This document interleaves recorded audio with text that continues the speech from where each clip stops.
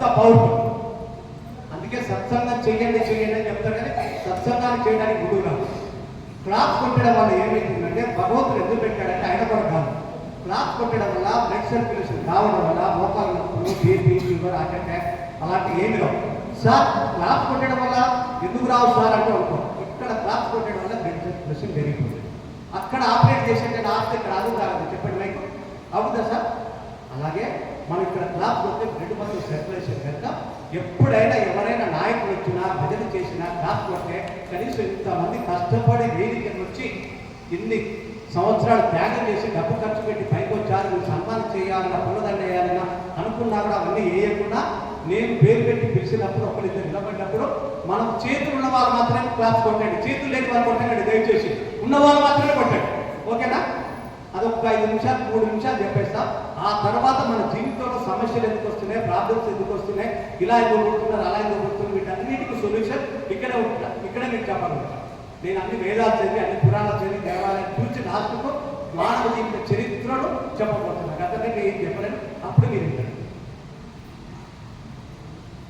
Vasavi club international district B 2 level A proceeding officer Vasavi Teja గారు నిలబడితే class కొట్టండి గట్టిగా గట్టిగా.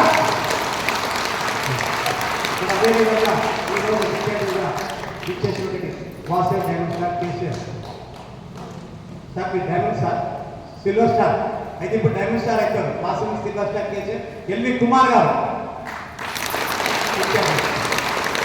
అందరి పేరు చెప్పే అవకాశం లేదు కనుక వేదిక పేరు అంతా దయచేసి ఒక్కసారి నిలబడేది. అందరికీ క్లాస్ ఒక్కసారి అందరూ నిలబడి ప్రతి వారి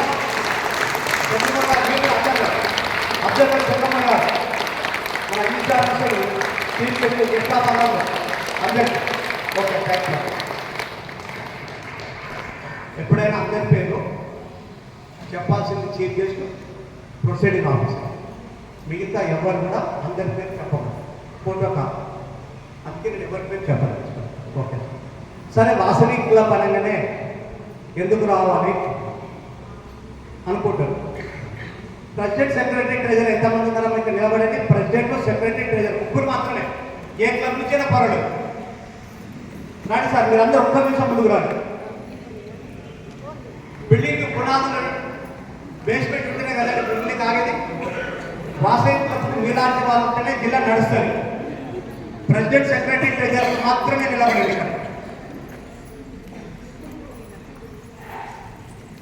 కాలం వేసుకోండి అమ్మా.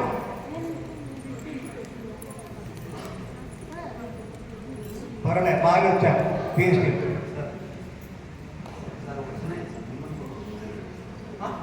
నిమ్మలపల్లిని ఊరి వాళ్ళు కర్పూర్ చేయాలి సార్. వాడు కూడా ప్రెసిడెంట్, సెక్రటరీ, ట్రెజర్. అవునా? మీరందరూ ఏమనుకుంటారంటే ప్రెసిడెంట్, సెక్రటరీ, ట్రెజర్ అయ్యాను, నా సమయం పోతుంది, ఇంట్లో పనులు పోతున్నాయి, వ్యాపారం పోతుంది, డబ్బులు పోతున్నాయి, మాటలు పోతున్నాయి, సంస్థలు పిలిస్తే ఎవరు రావడం లేదు, ఇంత కష్టం ఉంది, ఈ సేవా సంస్థ ఎట్లా నడపాలని అనుకునే వాళ్ళు కనీసం ఒక 20% ఉన్నారా? సరేనా? గ్యారెంటీ ఉన్నారా? చేతులు ఎప్పటికీ అట్లా అనుకున్నా ఉన్నారా? కానీ చెప్పలేకపోతున్నారు. అవునా? కానీ మీరు ఎంత పుణ్యాత్తులు లేకపోయినా ఈ రోజు నుంచి చెప్తున్నాండి, 84 లక్షల జీవరాశులు తెలుసా? ఎన్ని లక్షలంటే మానవ జన్మ ఎత్తడానికి భూమి మీద 84 లక్షల జీవరాశులు ఉంటాయి తెలుసా అండి? అందులో మానవుడే పుట్టి అవిటివాడు కాకుండా పుట్టివాడు కాకుండా భారతదేశం కాకుండా ఇతర దేశాల పుట్టకుండా భారతదేశంలో పుట్టి వైశ్యుడే పుట్టి వాసవి మాతలో కూడా ప్రెసిడెంట్, సెక్రటరీ పదవులు పొందాలంటే మీరు ఎటువంటి వాళ్ళంటే చెప్పాలంటే ఈ సృష్టిని పరిపాలిస్తున్నది ఎవరమ్మా? బ్రహ్మ, విష్ణు, మహేశ్వరుడు తెలుసా? గట్టిగా కాకపోతే బ్రహ్మ, విష్ణు, మహేశ్వరుడు ఈ యొక్క భూమి మీద ఈ సృష్టిని నడిపిస్తుంది బ్రహ్మ, విష్ణు, మహేశ్వరుడు. మిగతా దేవతలు అందరూ తర్వాత వచ్చింది. అలాంటి దేవతలే మీరు ఒక క్లబ్ లోపల ఒక అమ్మకి ఇంత అన్నం పెట్టాలన్నా, ఇంత వస్త్రదానం చేయాలన్నా, ఇంత విద్యాదానం చేయాలన్నా ఆ భగవంతుడు గత జన్మల వాళ్ళు చేసిన పుణ్యానికి ఇవ్వడానికి ఈ జన్మలో ఉండబడి ఉంటాడు. కానీ సాక్షాత్ ఆ బ్రహ్మ, విష్ణు, మహేశ్వరుడు భూమి మీదకి వచ్చి ఆ వేషాలతో ఒక ఇంటికి వెళ్ళి అమ్మానికి చీరిస్తున్నా తీసుకుంటే ఏమంటారండి? వీడు పగటి వేషగాడు మంత్రగాడు వచ్చి మా ఇంటికి ఇస్తాడంటాడు. అది ఇవ్వలేక ఆ భగవంతుడు త్రిమూర్తులు ఏమంటుంటే ఈ సమాజంలో వాళ్ళందరికీ రుణపడి ఉన్నాం కనుక వీళ్ళందరికీ సేవ చేయడానికి త్రిమూర్తుల అంశం భూమి మీదకి రాలేక Brahma Vishnu మహేశ్వరుడే president secretary treasurer రూపంలో మీ లోపల లీనమయ్యి ఈ సమాజానికి సేవ చేయమని మీ లోపల అంకితమైన మీకు ఆ శక్తి ఉన్నది. అందుకే మీరు చూడండి, దేవాలయానికి వెళ్ళి ఉండేలా డబ్బులేసి మీకు దండం పెడతారు, మీరు ఒకరికి చీర ఇచ్చినట్టయితే వాడు మీకు దండం పెడతారు. మానవ సేవే మాధవ సేవ. భగవంతుడు కోరుకునేది ఏంటంటే ఈ సమాజాన్ని బాగు చేయడానికి నేను మానవ రూపంలో రాలేదు కనుక మీ రూపంలో ప్రెసిడెంట్ సెక్రటరీ ట్రెజరర్ నిలబడి మీరు ఎవరికైతే అవసరం ఉందో వాళ్ళకి చేయమని చెప్పారు కనుక మీరు సాక్షాత్ త్రిమూర్తుల అంశాలు కనుక మీ అందరికి శిరస్సు వచ్చి నమస్కరిస్తున్నా. ఇకనైనా మీ పదవులకు గౌరవించి ఇంకా ఉన్నంత వరకు ఈ డిసెంబర్ వరకు ఇప్పటి వరకు మీరేమైనా చెయ్యని కార్యక్రమం ఉంటే ఇకనైనా చేసి రుణం తీర్చుకోమని చెప్తూ సెలవు తీసుకుంటున్నా. మీరు అందరూ కూర్చోండి. ఈరోజు అశోకుని గురించి చెప్పుకుంటున్నాం. మదర్ తెరిసా చేసింది, ఈ రోజు విగ్రహాలు పెడుతున్నాం. అబ్దుల్ కలాం వచ్చాడు, విగ్రహాలు పెడుతున్నారు. మరి మన మీకు 4వ తాత పేరు ఎంతమంది తెలుసండి? ఇక్కడ చెప్పడం 4వ తాత పేరు చెప్పండి. ఒక్కరు 250 మంది ఉన్నారు, ఒక్కరు 4వ తాత పేరు తెలుసు. 3వ తాత పేరు తెలుసండి అందరికి? తెలుసా? ఎంతమంది తెలుసండి 3వ తాత పేరు? అందరికీ తెలుసు. కారణం అయ్యగారు సంవత్సరానికి ఒకసారి వచ్చి సంవత్సరానికి పిండ కార్యక్రమాలు పెడతారు. తెలుసా అండి? ఉన్నదా మీ దగ్గర సాంప్రదాయం? ఎన్ని పెడతారండి? 3. ఆ 3 పేర్లు అడుగుతారు అంతేనండి. ఆ 3 పేర్లు అయ్యగారు అడుగుతారు కనుక తెలుసు. అయ్యగారు కనుక 3 పిండాలు పెట్టకపోతే వాడి పేరు కూడా మనకు తెలుసు. మహాత్మా గాంధీ పేరు తెలుసు కదండి అందరికీ. పొట్టి శ్రీరాముల పేరు తెలుసు. మన మహాత్మా గాంధీ మన చుట్టం కాదే, మన వంశం కాదే, మన కాస్ట్రీయలే కానీ పేరు తెలుసు. పొట్టి శ్రీరాములు మన కులం కాదు, మన కులస్తుడే, మన కాస్ట్రీయ లేదు, రక్త సంబంధం అనేది మన వంశం కాదు కానీ పేరు తెలుసు. పొట్టి శ్రీరాములు తెలుసు, మహాత్మా గాంధీ తెలుసు కానీ 4వ తాత పేరు ఎందుకు తెలియదు? తాత ఏం చేశాడండి? వచ్చాడు, కన్నాడు, పోయాడు. ఏమైనా చేశాడా? అదే మీ 4వ తాత ఒక శిలా విగ్రహం పెట్టినా, ఒక గుడి కట్టించినా, ఒక బావి తవ్వించిన, ఒక బోరు ఇచ్చిన, ఒక స్కూల్ పెట్టిన పర్మనెంట్ ప్రాజెక్టు ఒక మీ 4వ తాత చేయించుంటే ఈ రోజు పేరుంటుందా లేదా మీరు ఒక్కసారి ఆలోచించండి. మీ తాతలు ఏమి చెయ్యలేదు కనుక ఎవరికి తెలవదు.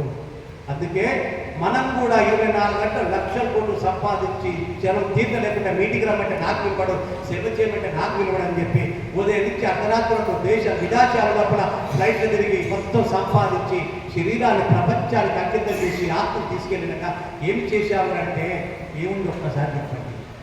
నల్లి పుడుతుంది తెలుసా? నల్లి ఎంతమంది చూశారు? ఇప్పటిలో తెలియదు. 30 ఏళ్ల కింద నూక మంచి మీద పడినప్పుడు రాత్రిపూట ఒక చిన్న నల్లి ఉండేది, ఎర్ర ఉంటుంది. అది కనుక ఇట్లా గోపితే పక్కోడికి కూడా తెలియదు. ఇట్లా అంటే రక్తం ఎంతో చచ్చిపోతుంది.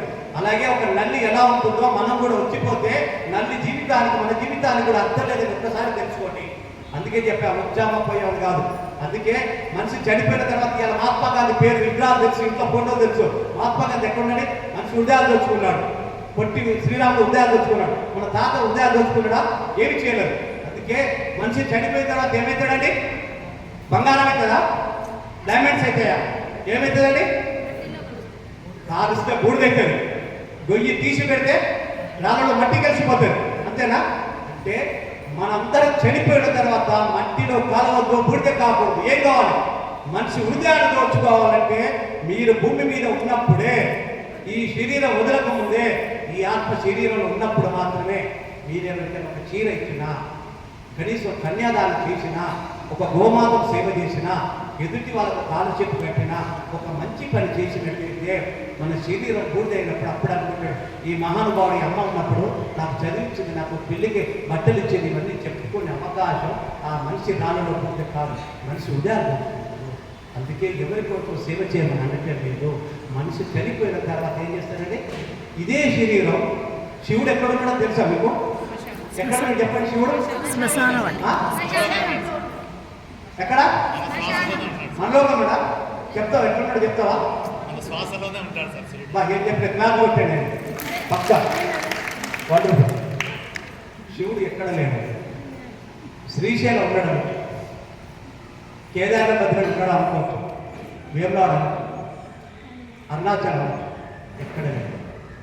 శివుడు శరీరంలో ఉన్నాడు. అది తెలవకుండానే ప్రపంచం మొత్తం తిరుగుతుంది.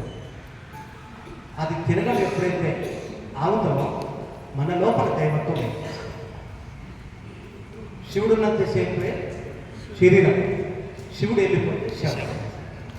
శివుడు ఎక్కడ సార్ మీరు అన్నారు? ఇప్పుడే చూపిస్తాను, మీ అందరి లోపల డైరెక్ట్గా మీరే చూస్తారు శివుని. మనం ఇంట్లో ఉన్నప్పుడు శరీరంతో డైనింగ్ రూమ్లో కూర్చుంటాం, కిచెన్ రూమ్లో పోతాం, బెడ్రూమ్లో పోతాం, ఆరు మొత్తం తిరుగుతాం. అదే మనిషి చనిపోయిన తర్వాత ఈ మనిషిని బెడ్రూమ్లో పండబెడతారు ఎక్కడన్నా? అరే వాడిలే, వాడే ఉన్నారు, పరుపు మీద పండబెడతారా? ఎక్కడండి? నట్టింట్లో చాప వేసి మెత్త వేసి పండబెడతారు. అంటే బ్రతికినంత శరీరంలో శివుడు ఉన్నాడు కనుక ఈ శివుడు ఇల్లంతా తిరిగాడు. ఎప్పుడైతే శరీరం నుంచి భగవంతుడు శరీరం నుంచి వెళ్ళిపోయాడో అప్పుడు శవం అనేది ఆ శవాన్ని నటిగా పెట్టారు. సార్ నిజంగా మీరు శివుడు ఉన్నారని చెప్పారు కదా శరీరంలో, అక్కడ లేదు, శ్రీశైలం లేడు, ఇక్కడ అరుణాచలం ఎక్కడ లేడు కదా, మరి అగ్నిదేవుడు మన శరీరం ఎట్లా ఉన్నాడు? ఇప్పుడు మీరు అందరు వింటున్నారు నా మాట, ఎట్లా వింటున్నారంటే చెవులు ఎట్లా చూస్తున్నారు? సెల్ ఫోన్ ఇస్తే ఎట్లా ఆపరేట్ చేస్తారు? చేస్తారు. ఇవన్నీ మనం ఆపరేట్ చేస్తున్నాం కదా, మరి శ్వాసను ఎవరు ఆపరేట్ చేస్తున్నారు? ఒక్కసారి చేసి నిలబడండి. నేను చెప్పారండి, మన శరీరంలో భగవంతుడనే వాడు ఉన్నాడు, వాడు శ్వాసను పీల్చుకుంటున్నాడు, వదులుతున్నాడు, వాటి ధర్మాన్ని వాడు నిర్వర్తిస్తున్నాడు, మిగతా కార్యక్రమం మనం చేస్తున్నాడు. ఆ జీవుడు కనుక ఎప్పుడైతే శ్వాసను పీల్చడం మర్చిపోతాడో, శరీరం నుంచి వెళ్ళిపోతాడో అప్పుడు శివమవుతుంది. అందుకే హిరణ్యకశిపుడు అడిగాడంట ప్రహ్లాదుడు, ఏడిరా అనే స్త్రీ అని ఎక్కడంటే ఇందు కలడందు సందేహం లేదు, ఎందెందు వెతికినా అందందు కలడని చెప్పి ఒక స్తంభం నుంచి తీసుకొచ్చాడు. ఒక స్తంభం నుంచి ఉన్న ఆ విష్ణుమూర్తి అవతారము మన శరీరం లేదని ఎందుకు అనుకుంటారు? అందుకే ఇప్పుడు నేను చెప్పాను, మీరందరూ సాక్షాత్ పరమేశ్వరుడికి దానం చేయాలన్నా, దేవాలయానికి ఉండిలేయాలన్నా పుచ్చుకోలేరు. కానీ మానవ రూపంలో ఉన్న శరీరంలో ఉన్న శివుడికి మీరు ఇస్తున్నాడంటే ఆ జంగమయ్య భిక్షమయ్య రూపంలో వచ్చాడు తెలుసా? జంగమయ్య అంటే ఎవరు? శివుడు వచ్చాడు, ఇంటింటికి వెళ్ళి భిక్షం అడిగాడు. సాయిబాబా కూడా ఇంటింటికి వచ్చి రొట్టెలు అడిగాడు. భగవంతుని అవతారం శరీరాన్ని బయటికి వెళ్ళి శరీరం వచ్చి ఆత్మని తీసుకొచ్చి మన శరీరం నింపుకున్న సాయిబాబా ఇంటింటికి వెళ్ళి భిక్ష పడితే ఎందుకు వేయాలనుకున్నాం? మనము భిక్షం చేస్తున్నాము, దానం చేస్తున్నాం అంటే పుణ్యాన్ని కొనుక్కున్నట్టు విలువ. అదే పుణ్యం కనుక మార్కెట్లో అమ్మితే టాటా బిర్లా రిలయన్స్ అంబానీ వాళ్ళు కొనుక్కునేవాడు. మనకేం దొరకదు పుణ్యం. మీరు ₹1,00,000 ఉండినంత పుణ్యం వస్తుంది అనుకోకండి, ఒక గుడిగట్ట వస్తుంది అనుకోకండి, అది కేవలం 50% మార్కులే. 50% ఎక్కడ వస్తుందంటే ద్వాపర యుగంలో, త్రేతాయుగంలో రాముడు పుట్టాడు, కృష్ణుడు పుట్టాడు. ఎవరు పుట్టారని? గట్టిగా. ఆ యుగంలో రాముడు కాపాడాడు, ధర్మం కొరకు శ్రీకృష్ణుడు కాపాడాడు. మరి ఈ యుగంలో రాముడు కృష్ణుడు ఎక్కడ ఉన్నాడు? ఎక్కడ లేడు. మానవ రూపం ఉన్న వాళ్ళే సాక్షాత్తు ఆ భగవంతుని స్వరూపం. అందుకే సమాజాన్ని ఆదుకోవటానికి ఎవడైనా లేనివాడు ఉంటే, అందుకే బాగా డబ్బులు ఇంట్లో ఎందుకు పెట్టారనుకుంటే మీరు అనుకుంటారంటే, బా మా అమ్మ పుణ్యం చేసింది, మా నాన్న దాన ధర్మాలు చేసింది, నా ఇంట్లో పుట్టారనుకుంటారు. స్వర్గంలో పుట్టవలసిన వాళ్ళు భూమి మీద అన్ని అనుకూలంగా ఉండి అవిటి గుడ్డివాడు కాకుండా డబ్బులతో ఉన్న ఇంట్లో పుట్టారంటే వాళ్ళ జన్మ పోయిన జన్మలు చేసిన పుణ్య ఫలానికి ఈ జన్మ ఇక్కడికి వచ్చి స్వర్గంలో ఏముంది? సినిమాలు చూడాలి, చాట్పడ్డాలు లేవు, కిట్టి పార్టీలు లేవు, టీవీలో సినిమాలకి ఏం స్వర్గంలో. అవన్నీ అనుభవించాలంటే భూమి మీదనే అనుభవించాలి. అందుకే భూమి మీదకి వచ్చి అనుభవించురా అని చెప్పి రాజయోగం ఇంట్లో పుట్టిస్తాడు. ఆ రాజయోగం ఇంట్లో పుట్టిన వాడు ఏమనుకోవాలంటే, భగవంతుని వల్ల నేను పుట్టాను కనుక లేని వాళ్ళని ఆదుకోవడానికి నాకు అవకాశం ఇచ్చాడు కనుక ఉన్నదాంట్లో కనీసం మనం పుణ్యం చేసినట్టయితే మళ్ళా జన్మ పుట్టే మోక్షం వచ్చే అవకాశం ఉంటుంది. అందుకే కానీ ఎవరి కొరకు దానం చేయడానికి ఈరోజు చూడాలి, చాలా మంది సమాజం అన్నింటి వాళ్ళు పుట్టి వాళ్ళు చుట్టూ ఉన్నారు, బిచ్చగాలు కూడా ఉన్నారు. మరి ఎక్కడెక్కడో పుట్టి ఎన్నో అవస్థలు పడుతున్నారు. మరి అక్కడ లేని వాళ్ళు మనందరూ అన్ని అవయవాలతో ఆనందంగా ఎక్కడ వచ్చి కూర్చున్నామంటే గద్దల జన్మలు చేసిన సేవా పరమే పుణ్యపరమే భగవంతుడు ఇచ్చిన ఈ జన్మ. అందుకే మనం ఉత్సాహపోయంగా ఎవరి కొరకు దానం చేయకండి. మన ఆస్తి ఎంత అంటే 100 ఎకరాలు ఉన్నాయి, ఇన్ని బిజినెస్లు ఉన్నాయి, అన్ని కోట్లు ఉన్నాయి, లాకర్లు ఉన్నాయి, అన్ని నాకు ఉన్నాయి అనుకుంటాం. కానీ భగవన్ దృష్టిలో నీ ఆస్తి ఎంత అంటే సమాజానికి ఎంతైతే దానగుణం చేశావో అది మాత్రమే నీకు వస్తున్న ఆస్తి. దాన్ని బట్టే మనకు మళ్ళీ జీవితం ఉంటుంది. నువ్వు పెద్ద చదువుతావు, డిగ్రీలు, పిహెచ్డీలు అన్ని చదువుతావు, కానీ మామూలుగా చదువులకు ఉద్యోగం వస్తుంది ఏమన్నా? ఏమి రాదు. అలాగే మనం చదివిన చదువును బట్టి ఉద్యోగం ఎట్లా వస్తుందో పోయిన జన్మల చేసిన పుణ్యఫలాన్ని బట్టే ఈ జన్మల కర్మలు అనేవి పనిచేస్తాయి. అందుకే దానం ధర్మం అంటే ఈరోజు మీరు ఒక పిచ్చగారు వచ్చి మన ఇంటికి అమ్మా భిక్షాంతి మన ఎక్కడా అరే నీకెప్పుడు తీరా ఊరికే నైట్ పోతే ఆ పక్కింటికి వెళ్ళవు ఎందుకంటే ఆ దరిద్రపు సొమ్ము నాకు వద్దు, ఆ పాపపు సొమ్ము నాకు వద్దు, నీ దగ్గర తీసుకుంటా పుణ్యమైన సొమ్ము అని చెప్పి మనం ఇంటికి వచ్చి తీసుకుంటాడు. అందుకే పుణ్యం ఎక్కడ ఉందంటే మనం ఇస్తున్నప్పుడు పుణ్యం. 10 రూపాయలు ఇస్తే 10 రూపాయల పుణ్యం, 100 రూపాయలు ఇస్తే 1 రూపాయల పుణ్యం, 1,00,000 రూపాయలు దానం చేసాం 1,00,000 రూపాయల పుణ్యం వస్తాయి. అందుకే దాన గుణం శక్తి ఎక్కడ లేదు. భగవంతుడు చూడండి దేవాలయానికి వెళ్ళి దర్శనాలు చేసుకుని ఉండి డబ్బులు వేసి దండం పెట్టినా కానీ అక్కడే రాస్తారు మానవ సేవే మాధవ సేవ. దరిద్రం నారాయణ. నారాయణ ఎక్కడ ఉంటాడంటే దరిద్రుడు ఎక్కడ ఉంటాడో అక్కడే ఉంటాడు నారాయణ. మనం నారాయణ ఉందని చెప్పి బడి పూజలు చేసి హోమాలు చేసి ఉపవాసాలు చేసి అన్నీ చేస్తాం, కానీ భగవంతుడు ఎక్కడ అవుతాడు? ఒక్కడు మాత్రం గుర్తుపెట్టుకోండి, సేవ చేయడానికి డాక్టర్ కావాలంటే ఎంబీబీఎస్ చదవాలి, ఐటీ చదివితే సాఫ్ట్వేర్ వేసాం, లాయర్ కావాలంటే ఎంఎల్సీ చదవాలి. కానీ వీటన్నిటికీ అన్ని చదువులు కావాలి. సేవ చేయడానికి ఏ చదువు అక్కర్లేదు, అది మాత్రం చరిత్రను సృష్టించిన భగవంతుడు అవసరం. డబ్బుతో సంబంధం లేదు, సేవ గుణం ఒక్కడే మాత్రం అవసరం. సార్ నిజంగా ఇవన్నీ చెప్పారు కదా, సేవ చేస్తే మనకి ఇవన్నీ కలిసి వచ్చాయి సార్. నిజంగా దీనికి వచ్చాడు ఒక ఎగ్జాంపుల్. మీరందరూ ఒక పెళ్ళికి వెళ్ళి ఫంక్షన్కి వెళ్ళిన ఏం చేస్తారంటే పెళ్లి జరుగుతుంది, బ్రహ్మాండంగా పెళ్ళి అయిపోయింది, చాలా చక్కగా వినండి. ఎవరైనా మాట్లాడాలంటే బయటకు వెళ్ళండి, నేను బయటకు వెళ్తాను. పెళ్లికి వెళ్ళిన తర్వాత భోజనాలు బాగుంటాయి, పెళ్లి చూసాం, అక్షంతలు వేసాం, అందరూ వినండి. భోజనానికి వెళ్ళిన తర్వాత ఒక పెళ్లి కాని అమ్మాయి బ్రహ్మాండంగా డ్రెస్ అలంకరించుకొని రంభ ఊరసి మేనక ముగ్గురి అంశాలతో పుట్టినట్టుగా ఉంటాడు. అంటే ఎంత అందం ఉందంటే అమ్మాయిని చూస్తే అంత అందం ఉంది. ఒక ప్లేట్ తీసుకొని అలంకరించుకొని అన్నం తింటుంది. వీళ్ళందరూ భోజనానికి వెళ్ళి అమ్మాయిని అందరూ చూస్తారు, ఇంత బాగుంది, ఇంత గ్రామం ఇంత చక్క ఉంది పెళ్లి. కనీసం ఇక్కడ ఉన్నవారు అమ్మాయిని చూసిన తర్వాత ఏమనుకుంటారు? ఒక మాట ఎక్కడని చెప్పండి దయచేసి. ఏమనుకుంటారు? అమ్మాయి చూసి ఇంత బాగుంది పెళ్లి కాలేదు అమ్మాయి, ఇంత అందం ఉంది, అలంకరించుకుంది, ఏమనుకుంటారు? ఒక్కరు చెప్పండి అమ్మా. ఇంకా మంచి గట్టిగా సంబంధం చూస్తానండి. అంటే అమ్మాయి బాగుంది, ఈ అమ్మాయిని మనం కొడుకు కానీ మనవుడు కానీ మన తమ్ముడు కానీ అనుకుంటున్నారు పక్కా గ్యారెంటీ, కాకపోతే మీరు చెప్పలేరు మనుషులు, అంతేనా? ఎస్. అక్కడ ఏం జరిగింది? అందరు అనుకున్నారు, భోజనం చేసారు, ఎవరింటికి వాళ్ళు వెళ్ళారు. అమ్మాయి ఇంటికి వెళ్ళిన తర్వాత రాత్రి పట్టుకునే ముందు ఆవులిద్దరు తీసుకు తెలుసు. ఆవులిద్దరంటే నిద్ర పట్టండి, అందరు చిన్నపిల్లలు మనవరు అంటే తెలుసు. ఆవులిద్దరు తీస్తే ఏమంటారు? దాన్ని గట్టిగా దిష్టి తగిలింది ఒప్పుకున్నారా? ఒప్పుకుంటే కాదు కొట్టారు గట్టిగా గట్టిగా. దిష్టి తగిలిందని అందరూ ఒప్పుకున్నారు కదా, మరి మీరు అందరూ అమ్మాయిని ముట్టుకున్నారా? ఇంజక్షన్ ఇచ్చినా, మాత్రలు ఇచ్చినా, ఏమి ఇవ్వగా, కానీ అమ్మాయికి మాత్రం దిష్టి తగిలిందని ఒప్పుకున్నారు.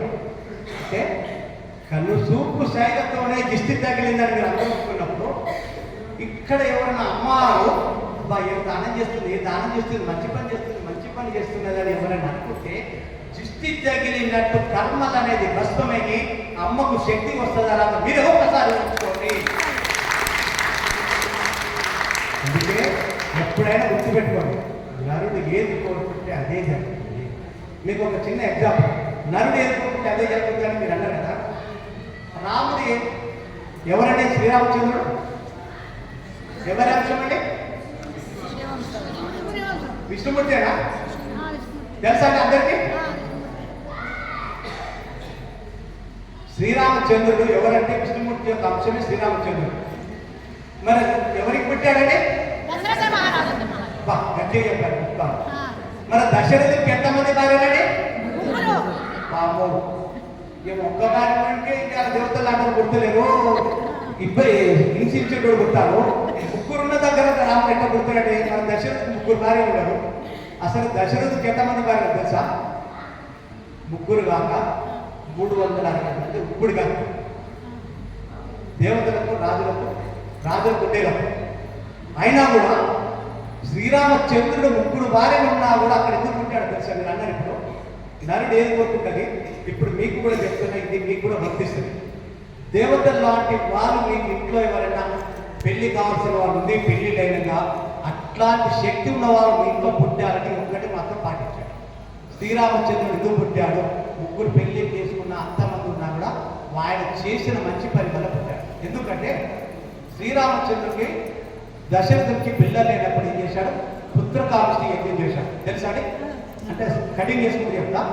పుత్రకామిష్టి యజ్ఞం చేసిన తర్వాత ఎప్పుడైనా యజ్ఞాలు హోమాలు చేసినాక అన్నదానం చేయాలంట. ఇక అన్నదానం ఎవరైనా అన్నం వితరణ ప్రసారం ఉంటుంది. మన గణపతి హోమాలు చేసినా కూడా చేస్తాం. ఆ హోమం చేసిన తర్వాత అందరికీ భోజనాలు పెట్టాలి. ఉద్దేశించుకొని రాజులు, సామంత రాజులు అందరికీ జనాలు, భిక్షకాలు రాస్తున్నాడు, అందరికీ పిలిచాడు. పిలిచిన తర్వాత ఎవరు అడిగిన దశరథుడు రాజులకు రాజుల వర్ష, మంత్రులకు మంత్రులు, మానవులకు మానవులు, అనుకునే వాళ్ళు, భిక్షకాలు, కట్టి వాళ్ళు, పుట్టి వాళ్ళు అందరికీ ఎవరికి వాళ్ళకి రకరకాలుగా ఏర్పాటు చేయండి. కానీ పెట్టే భోజనం మాత్రం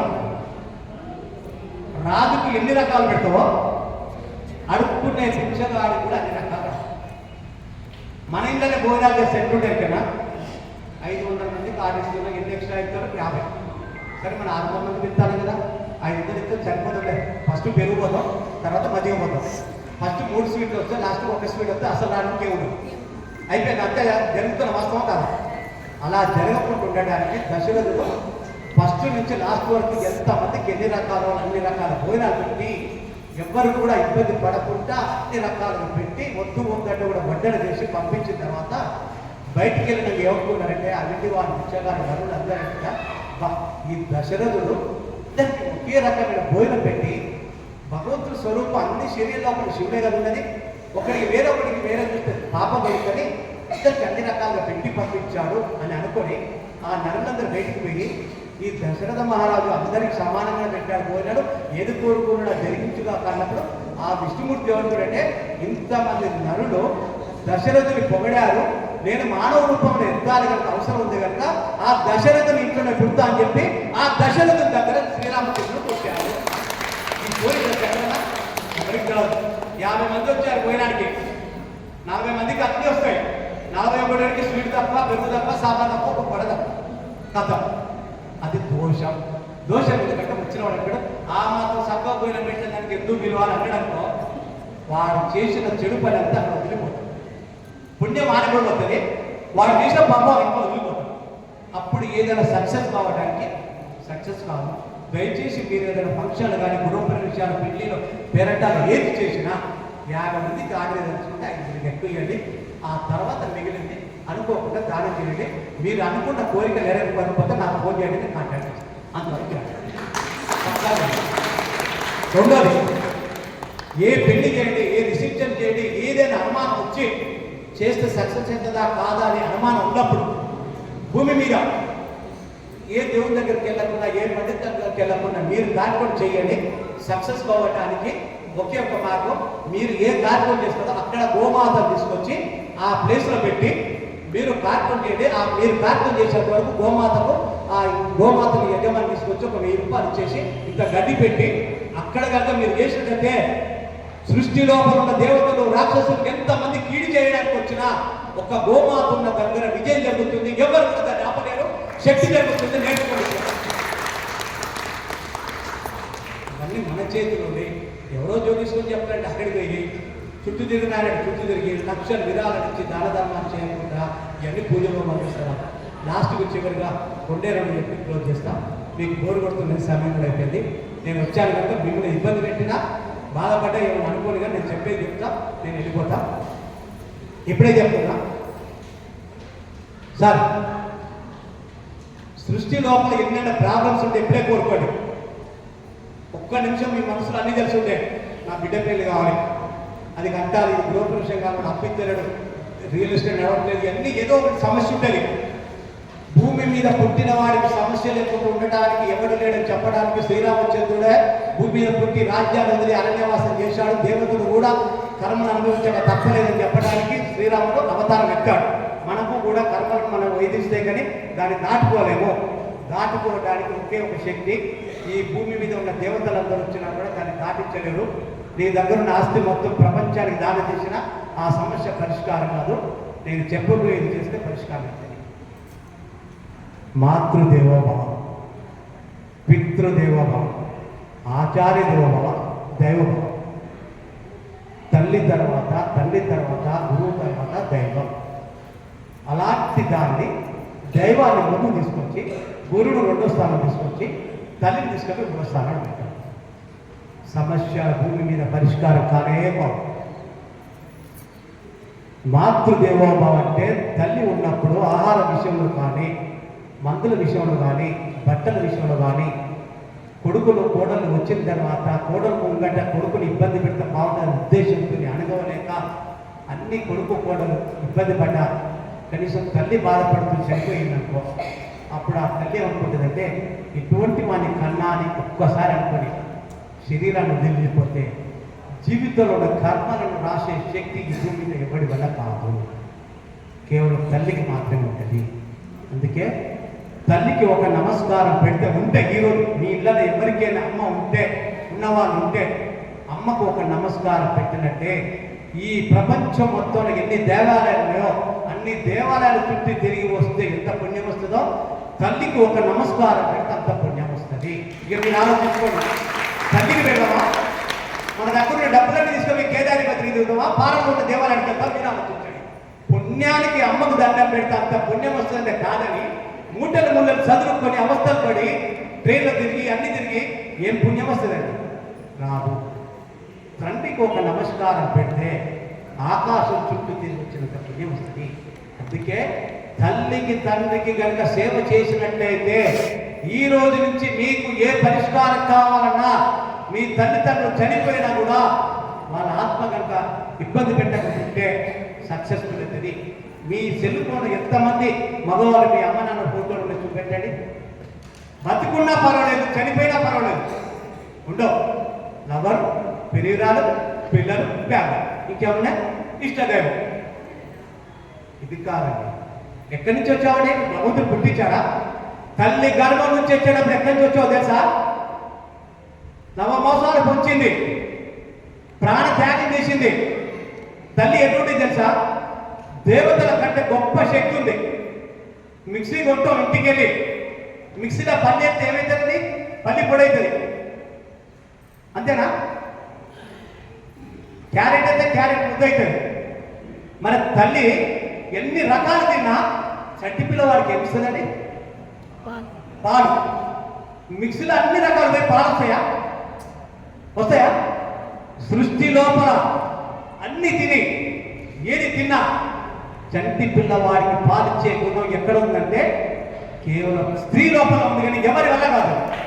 ఇప్పుడైనా అర్థం చేసుకోండి, స్త్రీ అంటే భగవంతుడి యొక్క అంశం మాత్రమే. ఇక ఇది కూడా తెలవకపోతే జీవితంలో ఏ వస్తువు కొన్నా అది కొంటే అదే వస్తుంది, కానీ తల్లి మాత్రమే అన్ని పదార్థాలు ఏది తిన్నా, బియ్యం తిన్నా, శనగలు తిన్నా, పప్పు తిన్నా, ఏది తిన్నా పాలు ఎక్కడి నుంచి వస్తాయండి? భగవంతుని శక్తి ఉన్నది కనుకనే అన్నిటినీ మిక్సింగ్ చేసి పాలిస్తున్నాడు. అటువంటి శక్తి ఉన్న తల్లికి నువ్వు స్థానం ఇచ్చినప్పుడు నీ కర్మ అనుభవించకపోతే ఇంకేం చేస్తావండి?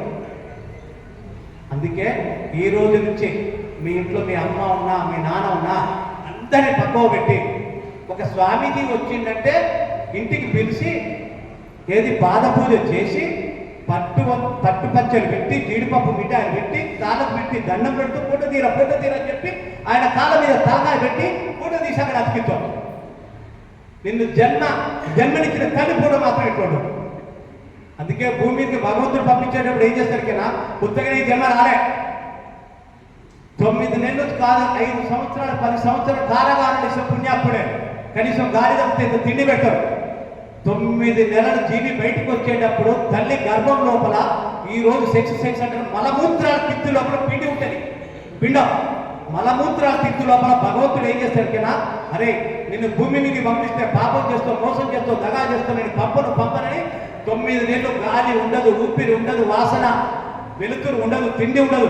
అటువంటి 9 నెలల మలమూత్రాల తిత్తు లోపల పిండాన్ని పెడితే ఆ పిండం ప్రాధాన్యపడి ఏమంటారు కన్నా భగవంతుడు ఆ వాసన భరించలేకపోతున్నా, గాలి రావుతుంది, తిండి లేదు, కనీసం సడన్ గేలున్నా బాగుపడతా, ఇంత ఘోరం ఉంది జన్మ అంటే నిన్ను భూమి మీదకి వదులుతూ నువ్వు పాపం చేస్తూ మోక్షం చెందావంటే లేదు భగవంతుడు నేను భూమికి వెళ్ళి అందరికీ న్యాయం చేస్తాను 9 నెలలు ప్రాధాన్యపడిన తర్వాత అప్పుడు తల్లి గర్భం నుంచి బయట చేస్తాడు. ఇప్పుడు తెలిసిందా ఈ జన్మ ఎంత కష్టమైనదో? అలాంటి జన్మ విలువ ఎక్కడైనా తెలుస్తుందా మీకు? ఎక్కడైనా స్వామికి చెప్పారు మీకు? అలాంటి జన్మలు వచ్చినాక మనం అనుకుంటాం వృక్ష జాతి, జంతువు జాతి, మానవ జాతి అని చదువుకున్నావు తెలుసా? సైన్స్ చదువుకున్నప్పుడు 3 జన్మలు ఇచ్చాడు. నువ్వు వృక్ష జాతి ఇస్తావు, జంతు జాతి ఇస్తావు, తర్వాత మానవుడు పుట్టాడంటే ఏది పుట్టలే ఆ జన్మ నాకెందుకు వచ్చేదంటాడు. చూడండి, తల్లి గర్భం నుంచి వచ్చేటప్పుడు ఎలా వస్తుందండి పిండం? అడ్డంగా, తెలుసా? అడ్డంగా అంటే అడ్డంగా ఏం నడుస్తాయండి? జంతువులన్నీ అడ్డంగా నడుస్తాయి. బాబు నీకు జంతు జన్మ నుంచి మోక్షం అవుతుంది అని అడ్డంగా రారా బయట అని అడ్డంగా తెస్తుంది. వృక్షం ఎలా ఉంటుందని నిలువ పెరుగుతుంది, మనిషి అడ్డంగా వచ్చి నిలువ పెరుగుతుంది. నీకు వృక్ష జన్మ కూడా ఎత్తావు, మరోసారి గుర్తు చేస్తున్నా, వృక్ష జన్మ ఎత్తావు ఇక మారుడా అని చెప్పి జంతు జన్మ నుంచి బయటికి తీసి వృక్ష జన్మ లెక్క పైకి పెంచి అప్పుడు జ్ఞానాన్ని తెలివితేటలు ఇస్తాడు.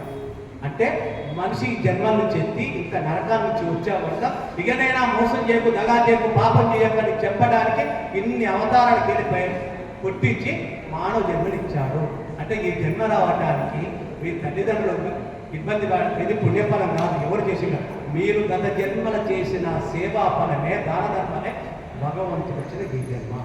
అందుకే డబ్బులు సంపాదించాం. సార్ కేసీఆర్ గురించి తెలుసా ఎవరికైనా? మీరు అన్నారు తెలుసా?